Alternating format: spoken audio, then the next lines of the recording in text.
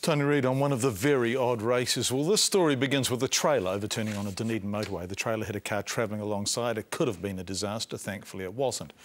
But it was the first episode in a chain of events culminating in the story tonight. In fact, maybe not culminating. There could be more to come. The driver towing the trailer was charged with careless driving, but he knew he hadn't been careless. An engineer investigated and found the trailer, sold by Mitre 10 throughout New Zealand, was, quote, a catastrophic event waiting to happen. Natasha Utting asks, if that is the case, why hasn't Mitre 10 recalled the trailers?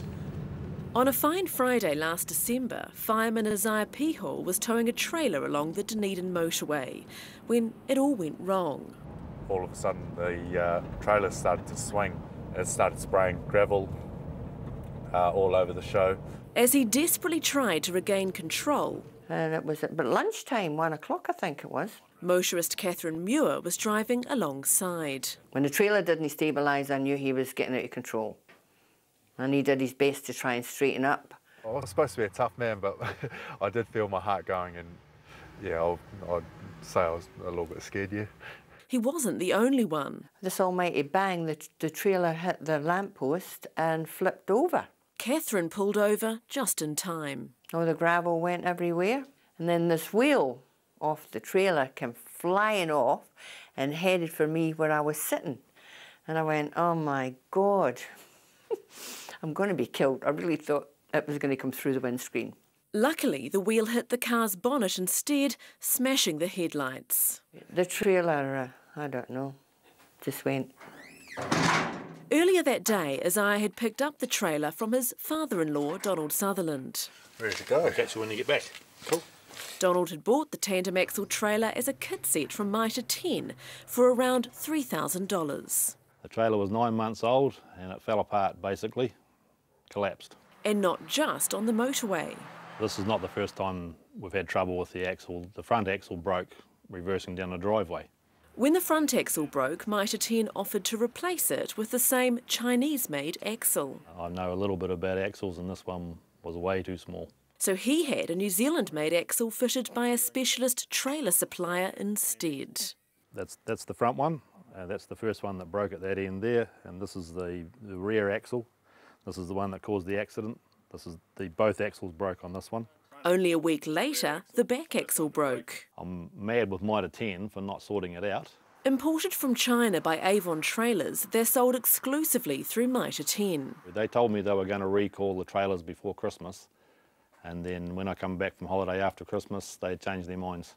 So Donald paid for an independent engineer's report, and it's damning. I'm not surprised it broke. Metallurgist Alan Hodgson found that the metal used to make the axles is simply not suitable. Well, because of repetitive impacts and bumps on roads and shock loading, that the material will quite easily break if there's a sudden impact on it, because it is a relatively brittle material. The shock comes through here, and this has been machined wrong. It's machined square, and it hasn't got the radius to give it strength, and it's made of the wrong material.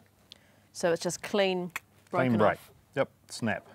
Engineer Richard Wilson doesn't mince his words. In this report, he says that these trailers are a catastrophic accident waiting to happen and should not be allowed on our roads. So has anyone from Mitre 10 seen this report? Yes, Lindsay Aitchison, the manager. Here? Yep, I took it in a week ago.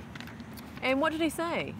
He got to the end of the page, said he doesn't understand metal, and I said, you don't need to understand metal, I don't either, but I can read the report and see what it says. Mitre 10 management would not appear on camera, but in a statement today, Mitre 10 says, following the receipt of Mr Wilson's engineering report, which raised doubts about the safety of the original batch of 15 trailers, Mitre 10 has had one of the original trailers and one from subsequent batches undergo testing in Auckland. The results of those tests are due shortly, and appropriate action will then be taken immediately. Pending the results, Mitre 10 has withdrawn all trailers from sale. But why wouldn't Mitre 10 recall the trailers until they finish testing? These trailers shouldn't be allowed in the country. The Dunedin City Council want nearly $3,500 to replace the lamppost Isaiah damaged in his accident, and police have charged him with careless driving, even though he says he was under the speed limit. The trailer definitely wasn't overweight, and I've got the quarry receipt to prove it. Police are considering the report and may drop the charges.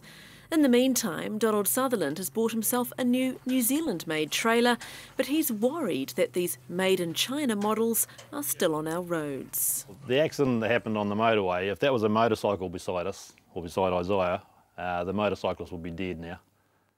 Natasha Utting reporting. Right, some stuff to tell you about. At 5 o'clock this evening, Mitre 10 Dunedin paid Mr Sutherland $4,712 to cover his costs. And just to clarify, the accident happened 6 months ago. Mitre 10 was shown the report 12 days ago and decided to do their own testing as a result. But they have only withdrawn all their trailers from sale today following our investigation. We will follow up with Mitre 10 and hope to bring you the results of the tests. In the meantime, as you saw on the ad, Mr Sutherland has bought himself a new Bryford trailer, which he says he's very happy with.